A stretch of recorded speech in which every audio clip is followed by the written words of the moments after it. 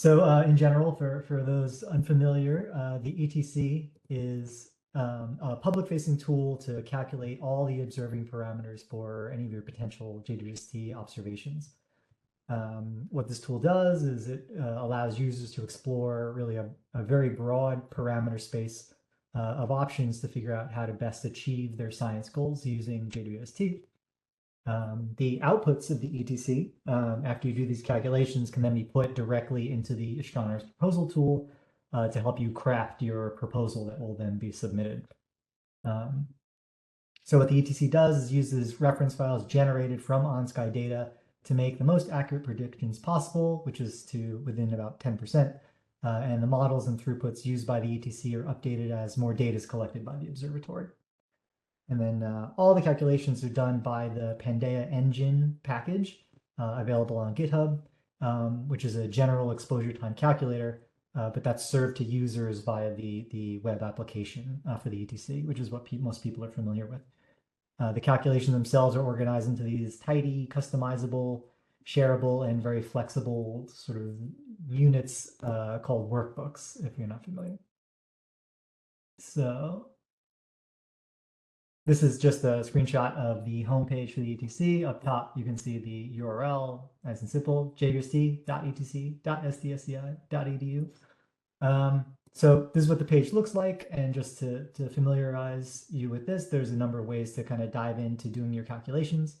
The green button on there shows you the quick start, which has some really nice walkthroughs, which shows people how to use all the different facets and features that the ETC has available. And then you can log in using a particular user if you create your username and everything. And then through that mode, you can actually share your workbooks with other people and collaborate in that sense, or you can work anonymously for if you just want to dive in and do some quick calculations. So below that, it's all of the news and updates that are shown on the homepage, along with a variety of resources for users, including see there's links there to documentation, known issues with the service, tutorials, there's videos, and a whole bunch of useful resources here for people to use.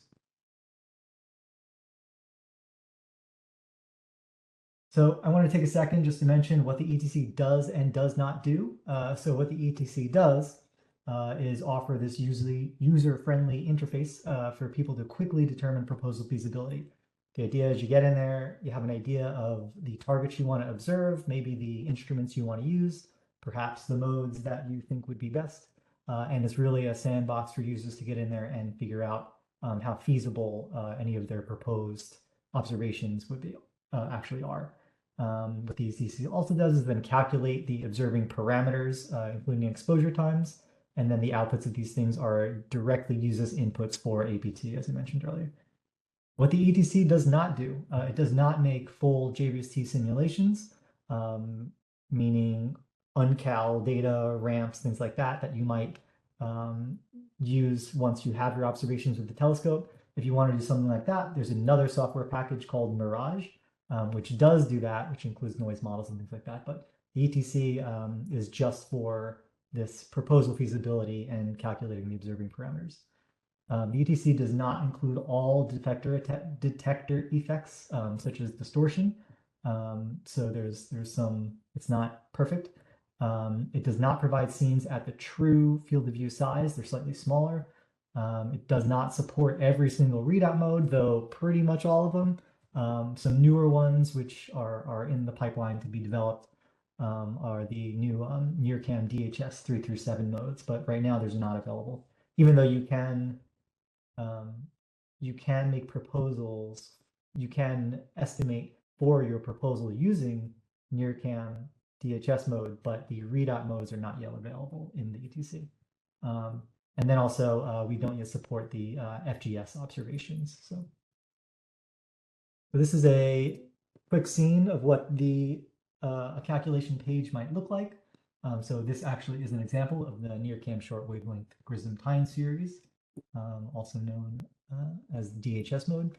As you can see, you can create scenes of sources that you wish to observe, and you can perform a variety of calculations for almost every possible combination of instrument, mode, background, readout pattern, and more. So all of these drop downs and tabs allow you to sort of play around with these things, customize them, and figure out what's the optimal type of observation for your intended science goals. So right below that on the same page, this is what's shown. So when you select one of those calculations, excuse me, when you select one of those calculations, the results are then displayed below that with the simulated images of the detector for the chosen setup. And then it also provides you with plots of the signal to noise ratios versus wavelength. And then all the way to the right there is a report of all the calculated quantities that result from those calculations and then can be put directly into APT for your proposals. So in terms of specifically what's new since the cycle 3 call for proposals, so there have been 2 updates since then. So the ETC version 3.2, just a note for everybody that the ETC releases correspond to the cycle that is currently underway for JWST. So cycle 4 corresponds, I should say ETC version 4 corresponds to the cycle 4. It's a release in preparation for cycle 4. But since cycle 3, there was also this version 3.2 that was released. So the 3.2 release fixed a number of bugs, including the underestimation of signal to noise ratio for the near spectroscopic modes. The background estimation area for target acquisition was fixed, and sub-pixel apertures support was also fixed. Some usability improvements for the 3.2 release included the addition of square aperture shapes, better handling of ASCII files for user-supplied spectra, saving of parameter inputs for calculations with multiple strategy choices, and then also significant improvements to mobile device support. But the 4.0 release, which was just last month, well, July 29th, what we added was the single group ramps. There's also an updated thermal background model, newly calculated PSFs for all instruments using the latest WebTSF and POPI releases. This includes distortion and detector effects. And then additionally, some of the example science program workbooks were updated to reflect the example science programs on JDocs. The duty cycle calculation was updated to fix a small error. The user interface was changed so that not every calculation was recalculated when one was changed also. So a couple usability improvements and also some improvements in the actual calculation results there. Okay. So from the specific instruments, there were some updates for all 4 instruments. For MIRI, one of the big issues was that the throughputs for the instruments were updated to account for the observed count rate loss issue. Also, the slitless prism subarray was enabled for MIRI imaging mode, specifically to support the LRS slitless verification imaging.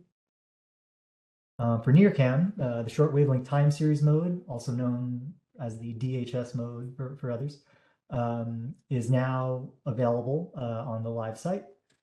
Filter throughputs were updated to reflect on-sky observations.